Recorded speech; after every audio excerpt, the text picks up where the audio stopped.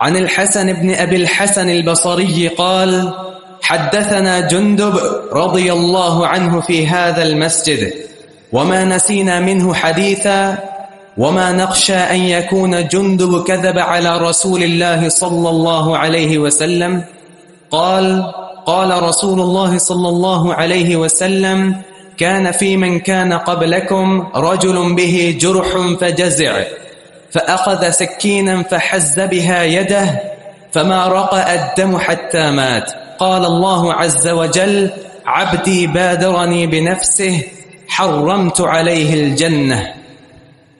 اس حدیث کا موضوع قاتل النفس، خودکشی کرنے والا، اپنے آپ کو خود ہی مار دینے والا، اس کا شرعی حکم کیا ہے اور اس کے اس فعل کو شریعت نے کن نگاہوں سے دیکھا ہے. حسن بصری رحمہ اللہ جو بہت بڑے تابعی تھے، بصرہ کے محدثین میں سے، وہ اس کے راوی ہیں. کہتے ہیں کہ جندب رضی اللہ عنہ نے یہ حدیث ہمیں بیان کی ہے. جندب نبی علیہ السلام کے صحابی تھے اور بڑے فاضل صحابہ میں ان کا شمار ہوتا تھا، اور کہا کہ اسی مسجد میں حدیث سنائی. یعنی یہ اس قسم کی بات جو راوی کرتا ہے تو ایک قسم کا ایک قرینہ ہوتا ہے کہ مجھے حدیث خوب یاد ہے، یعنی اس حدیث کے متعلقات یاد ہیں، اس وقت ہم کہاں بیٹھے تھے، کیفیت کیا تھی، حالت کیا تھی. جب یہ تک یاد ہے تو حدیث کیوں نہ یاد ہوگی. تو کہا کہ اس مسجد میں وہ حدیث مجھے سنائی. وما نسینا منہ، اور ہم اس حدیث کو بھولے نہیں. وما نخشى ان یکون جندب کذب علی رسول اللہ صلی اللہ علیہ وسلم، اور ہمیں یہ یقین ہے کہ جندب اللہ کے پیغمبر کا صحابی، اس نے پیغمبر علیہ السلام پر جھوٹ نہیں باندھا، اس نے سچی حدیث بیان کی اور ہم نے بھی سنی اور ہمیں ایک لفظ تک اس کا نہیں بھولا، پوری حدیث یاد ہے. آپ نے کیا ارشاد فرمایا؟ کان فی من کان قبلکم رجل بھی جرح، تم سے قبل جو امتیں گزری ان میں سے کسی امت کا ایک فرد بھی جرح، زخمی ہو گیا، اس کو زخم لگ گیا. فجزع، اس نے بڑی تکلیف محسوس کی. فاخذ سکینا فحض بها يده، اب وہ صبر نہ کر سکا، تکلیف برداشت نہ کر سکا، اور اس نے چھری ہاتھ میں لے کر اپنے جسم میں گھونپ لی. فما رقى الدم حتى مات، خون جاری ہو گیا اور خون نہیں رکا حتیٰ کہ اس کی موت واقع ہو. اب یہ قاتل النفس ہے، خودکشی کر لی اس نے. قال اللہ عز وجل، اللہ پاک نے فرمایا عبدی بادرنی بنفسہ حرمت علیہ الجنہ، میرے بندے نے خود اپنے آپ کو مار کر جلدی موت جو ہے وہ قبول کر لی. حرمت علیہ الجنہ، میں نے جنت اس پر حرام کر دی.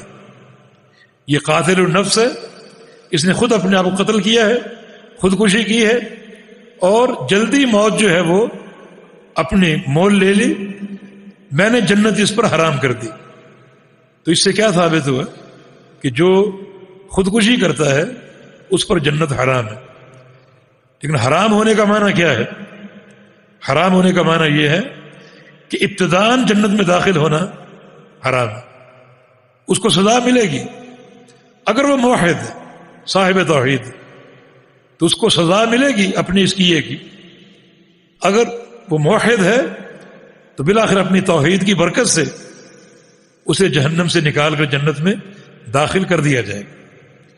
جو قاتل النفس ہے، خودکشی کرنے والا، اس نے کبیرہ گناہ کا ارتکاب کیا، اور کبیرہ گناہ کا ارتکاب کرنے والا تحت المشیہ ہے، اللہ تعالیٰ چاہے تو اس کو معاف بھی کر دے. تو فیل بن عمر ایک صحابی، انہوں نے ایک خواب دیکھا، ایک شخص جو اپنے آپ کو خود قتل کر لیتا، خودکشی کر لیتے، اسے خواب میں نظر آیا. اس نے پوچھا کیا سلوک ہوا آپ کے ساتھ؟ تو اس نے کہا کہ میں نے جو ہجرت کی تھی نبی علیہ السلام کے ساتھ مکہ سے مدینہ، اللہ نے میرے اس فعل کو، چونکہ بڑا خالص فعل تھا، اتنا پسند کیا کہ اللہ تعالیٰ نے مجھے جنت عطا فرمانے کا فیصلہ فرما لیا. مگر ہاتھ میں پٹی بندھی ہوئی تھی، ہاتھ لپٹے ہوئے. تو میں نے کہا یہ پٹی کیسی؟ تو کہا کہ اللہ تعالیٰ نے فرمایا ہے جس چیز کو تو نے خود خراب کیا ہے اس کو ہم ٹھیک نہیں کریں. اس نے خود اپنے ہاتھ توڑے تھے اور خود اپنے آپ کو زخمی کر کے اپنا خون جاری کیا تھا تاکہ خون بہہ بہہ کر میری موت واقع ہو. جس چیز کو تم نے توڑا ہے خود خراب کیا ہے اس کو ہم ٹھیک نہیں کریں گے.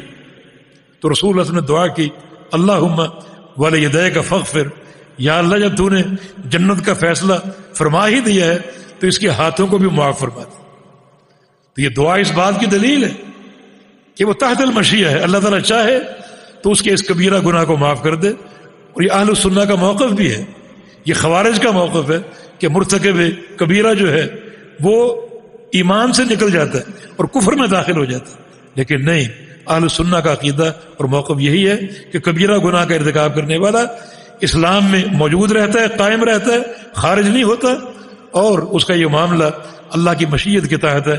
اللہ چاہے تو معاف کر دے اس کی توحید کی قوت اور صلابت کی بنا پر، اور چاہے تو اس گناہ کی سزا دے دے، لیکن بالآخر وہ جنت میں داخل کر دیا جائے گا اپنی توحید کی برکت سے اور اپنے ایمان کی برکت سے. لیکن یہ بات معلوم ہے کہ گناہ بہت بڑا ہے. رسول اللہ صلی اللہ علیہ وسلم ایک غزوہ میں تھے اور ایک شخص لڑ رہا تھا اور بڑی بے جگری سے، حدیث کے الفاظ ہے کہ لا یدع شاذۃ ولا فاذۃ الا دخلها، کہ وہ کسی دشمن کے جمگٹے کو دیکھتا کہ 2 4 6 اکٹھے کھڑے ہیں، ان میں داخل ہو جاتا اور سب کو قتل کر دیتا، اور کسی اکیلے کو دیکھتا اسے بھی اڑا کے رکھ دیتا اور آگے بڑھتا جا رہا ہے بڑھتا جا رہا ہے. ہم نے اس شخص کے قتال کو دیکھا، رشک کر رہے کہ ایسی لڑائی، ایسی بے جگری، شجاعت اور بہادری. مگر رسول اللہ صلی اللہ علیہ وسلم نے فرمایا کہ انہ من اہل النار، یہ تو جہنم میں جائے گا. صحابہ کہتے ہیں کہ ہم تو ایک سناٹے میں آ گئے، اتنا بڑا شجاع اگر جہنم میں جائے گا تو ایسا قتال ہم تو نہیں کر سکے، پھر ہمارا کیا بنے گا. ایک شخص نے کہا کہ انا صاحب ہوں، میں اس کو دیکھتا ہوں اس کا معاملہ کیا ہے، میں اس کا تعاقب کرتا.